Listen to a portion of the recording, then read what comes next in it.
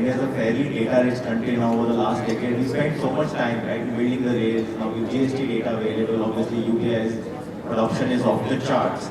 I guess coming to you, Shankar, one of the questions that often gets asked when it comes to AI, right, is more specific to credit underwriting. So, please double click on it a little bit for us, help us, unravel it on how credit underwriting.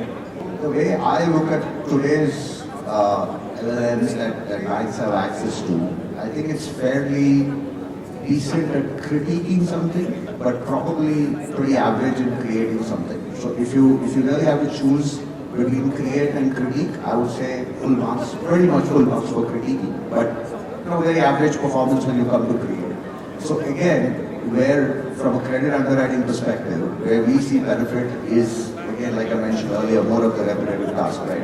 What we do primarily the large corporates and the MNC corporates. Where do we see the benefit?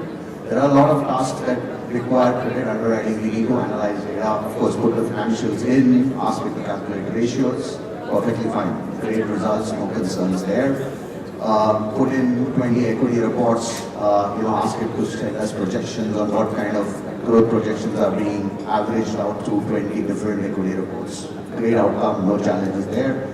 Likewise, get external rating agencies' views on performances. Again, very good outcomes when you put in that. So this is analyzing data, but to kind of ask it to kind of write your credit memo or take over the decision making, I think we have some time away from getting to that kind of decision making. So today, from a credit underwriting perspective, it has again brought in efficiency. There's no mistake about that, because this was otherwise being done by an individual analyst who used to read through 20 reports, make their own analysis, come up with an estimation based on that.